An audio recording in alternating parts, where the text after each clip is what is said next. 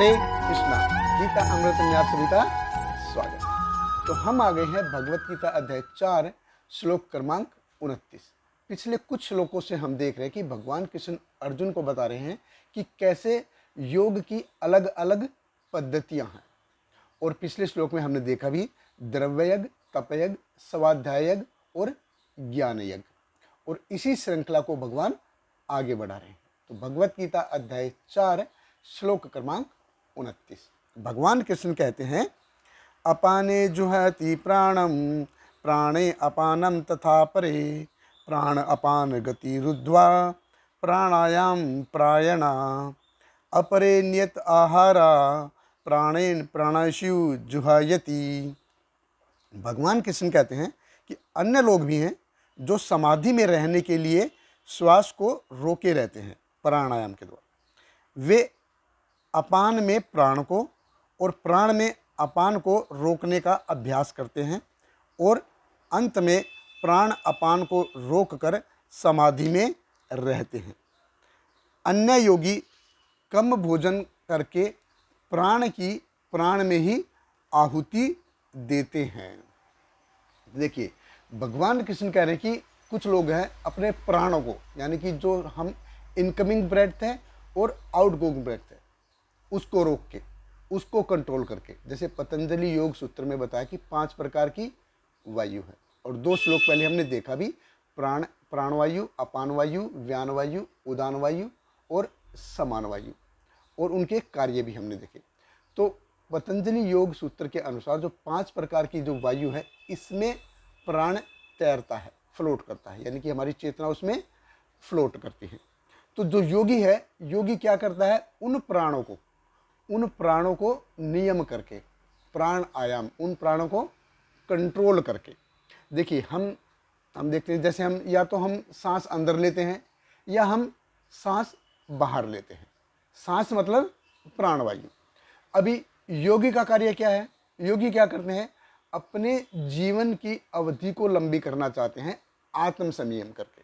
आत्म संयम के लिए और भगवत प्राप्ति करने के लिए वो साधना करना चाहते हैं लंबे समय तक। अब देखिए, हर एक जीव इस भौतिक जगत में जो भी आया है, जो भी जीव आया है, उसके लिए कांस्टेंट क्या है, समानता क्या है कि नंबर ऑफ ब्रेथ, कि उसको कितने सांस लेने हैं, ये तय होके आया है। ये हमारा फिक्स है, फैक्ट्री सेटिंग है कि जो भी शरीर आया है उसकी सांसें तय है कि वो कितनी सांसें लेगा। उतनी सांसें हो गई तो मशीन बंद हो गई। जितनी चाबी भरी राम ने उतना चले खिलौना। तो ऐसे खिलौने जैसे हैं, चाबी भर दी और जितनी चाबी भरी है जब तक वो चलेगी तब तक वो जो खिलौना है वो चलेगा, और वो मशीन बंद हो जाएगी जब जब चाबी खत्म हो जाएगी। तो ये जैसे मैं 1 सेकंड में 1 सांस लेता हूँ, फॉर एग्जांपल, अगर 1 सेकंड में 1 सांस लेता हूँ और मैं 50 या 70 साल तक जीता हूँ, तो अगर मैं 2 सेकंड में 1 सांस लूँगा तो मैं उसका दुगना जीऊँगा, मैं 140 साल तक जीऊँगा। ये सिंपल कैलकुलेशन है, इसमें कोई रॉकेट साइंस नहीं, सिंपल कैलकुलेशन है। तो ये जो भौतिक जगत है ये ऐसे है, गिव एंड टेक की पॉलिसी पे है। जैसे हम दुकान पे जाते हैं, हम सामान लेते हैं चीनी, चावल, जो भी कुछ सामान लेते हैं, और जितना पैसे का हमने सामान लिया है उतना हम पैसा पे कर देते हैं। तो गिव एंड टेक, जो चाहिए आपको, तो जो चाहिए आप देवता विशेष की उपासना करो, आपको वो मिल जाएगा। ऐसे ही आपको अपने जीवन की अवधि को लंबी करना है तो सिंपल है, अपने सांसों की जो फ्रीक्वेंसी है उसको कम कर दीजिए। तो सिंपल फार्मूला है। तो हम जैसे सांस लेते हैं तो हम एक ही कार्य करते हैं, या तो हम सांस अंदर ले रहे हैं या हम सांस बाहर छोड़ रहे हैं। एक बार में एक ही काम करते हैं, या तो सांस अंदर लेते हैं या सांस बाहर छोड़ता है। अब योगी क्या करता है, योगी इन दोनों सांसों को, जो अंदर लेने वाली सांस है और जो बाहर छोड़ने वाली सांस है, उन दोनों को मिक्स करता है, और ऐसा करने के लिए उसको बहुत प्रैक्टिस चाहिए ताकि उन दोनों का वो संतुलन बना सके। तो जब दोनों का संतुलन बनता है, अंदर जाने वाली सांस का और बाहर छोड़ने वाली सांस का संतुलन बनता है, उसको बोला जाता है पूरक। दोनों का संतुलन बनता है। तो हम ये बताते हैं, तो ऐसे हैं अपाने जुहाति प्राणम प्राणे अपानम तथा अपरे। कि इसमें क्या है, दोनों सांस को रोक लिया, दोनों को मिक्स कर दिया। अपाने जुहाति प्राणम प्राणे अपानम तथा परे, कि दोनों अंदर आने वाली सांस को बाहर जाने वाली सांस में मिक्स कर देता है और बाहर जाने वाली सांस को अंदर जाने वाली सांस में यज्ञ अर्पित कर देता है, उसमें अर्पित कर देता है। तो दोनों को वो मिक्स कर दिया, तो ये हो गया पूरक। और उसके बाद अगली स्टेज आती है, वो है कुंभक। उसमें क्या करता है कि दोनों सांसों को वो बंद कर देता है। तो उसी को जैसे कि प्राणायाम कहते हैं, और आज की डेफिनेशन में देखो तो अनुलोम विलोम, यानी कि अंदर एक बार सांस ले लिया तो उधर ही रोक दिया, बाहर सांस छोड़ दिया उधर ही रोक लिया, दोनों स्थिति में सांस लेना बंद कर देता है। ये सांस लिया तो उसको उधर ही छोड़ दिया, सांस नहीं लिया, सांस बाहर छोड़ा तो बाहर ही छोड़ दिया, दोबारा सांस अंदर नहीं लिया। तो ये हो गया कुंभक, दोनों सांसों को बंद कर लिया। तो पूरक में क्या होता है, दोनों सांसों को मिक्स करता है, अंदर आने वाली सांस को और बाहर छोड़ने वाली सांस को मिक्स कर देता है। और उससे जो अगली स्टेज है कुंभक, उसमें क्या होता है कि सांस लेना वो बंद कर देता है। तो दोनों साथ हैं। तो कई योगी जैसे हैं हिमालय में हैं, 200 साल 300 साल तक जी रहे हैं, वो क्या करते हैं, इन पंच प्राणों को कंट्रोल करके, पंच महाभूत को कंट्रोल करके सांस लेना बंद कर देते हैं। हम देखिए, हम क्या है, हम 1.5 मिनट तक सांस, 1.5 मिनट 2 मिनट तक सांस रोक सकते हैं ज़्यादा से ज़्यादा। तो ये श्रीमद् भागवतम में ध्रुव महाराज की कथा आती है, जिन्होंने 6 महीने में भगवान को प्राप्त कर लिया था, और जो अंतिम 1.5 महीना है उसमें उन्होंने सांस लेना भी बंद कर दिया था। देखिए हम क्या हैं, हम क्या 1.5-2 मिनट तक सांस ले ले तो हमसे जीना मुश्किल हो जाता है। तो ध्रुव महाराज ने 1.5 महीने तक सांस नहीं लिया। तो ये जो श्लोक बताता है, ये इसको ये दिखाता है, इस उस काल को दिखाता है, उस काल की ये गारंटी लेता है। ये जो श्लोक है कि पहले ऐसा होता था। तो कई भक्ति योग में एक्चुअली ये जरूरी नहीं है, भक्ति योग में ये करना जरूरी नहीं है कि अपने सांसों की अवधि को बढ़ाया जाए। खटवांग महाराज का एग्जाम्पल जैसे आता है, कथा आती है खटवांग महाराज की, कि खटवांग महाराज स्वर्गलोक में इंद्र के लिए असुरों से लड़ते रहे, और वो काफ़ी समय तक लड़ते रहे, तो वो भूल गए उस समय नीचे उनके जो उनका सदियाँ नीचे चली गई, ज़मीन पे उनके जो उनके वारिस थे, जो उनके वंशज है, वो सारे के सारे वो चले गए। तो खटवांग महाराज को पता ही नहीं चला कि कितना टाइम बीत गया। लड़ते लड़ते लड़ते फिर वो आखिर में जीत गए। तो फिर जब इंद्र ने पूछा कि तुमको क्या वरदान चाहिए, तो खटवांग महाराज ने बोला कि मेरा जो आयु है वो कितनी शेष है। तो इंद्र ने बताया कि आपकी आयु सिर्फ 1 क्षण बाकी है। तो वो तुरंत नीचे आ गए, नीचे ज़मीन पे आ गए।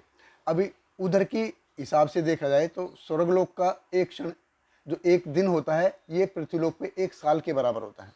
तो 1 क्षण जैसे इतना कम समय लगा, तो खटवांग महाराज तुरंत नीचे आ गए, और उन्होंने कुंभक और पूरक का सहारा नहीं लिया, उन्होंने भगवान कृष्ण के चरण कमलों का आश्रय लिया, भगवान कृष्ण के चरण कमलों का आश्रय लिया।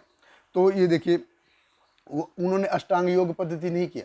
तो जैसे श्रीमद् भागवत में ध्रुव महाराज, प्रहलाद महाराज, कुंती महारानी से भगवान पूछते कि तुमको क्या वरदान चाहिए, तो सभी कहते कि जब तक हम जिए हमको आपके चरणों का आश्रय चाहिए, आपके चरणों का आश्रय चाहिए।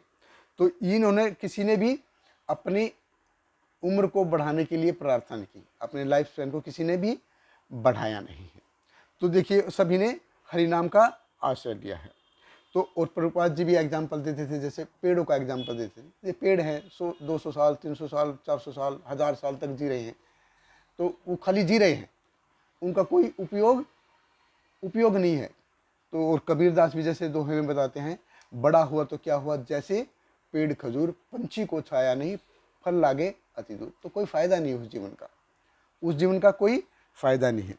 तो अश्वत्थामा की लाइफ देखो, जैसे लंबा है, उसको लंबा जीना है, लेकिन वो किसी के काम नहीं आ रहा है, ना तो अपने काम आ पा रहा है, ना ही दूसरे के काम आ रहा है। तो ऐसे जीवन का कोई फायदा नहीं।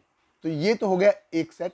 और दूसरे सेट में भगवान कह रहे हैं अपरे नियताहारान प्राणान प्रारशु जो है कि कुछ योगी होते हैं जो अपने जो ईटिंग प्रोसेस है उसको कम करके यज्ञ करते हैं, उसको कम, वो खाना बंद कर देते हैं। जैसे आजकल भी हम देखते हैं कि राजस्थान के किसी बॉर्डर में एक पुजारी है, मंदिर में पुजारी है, उसने खाना पीना बंद कर दिया है।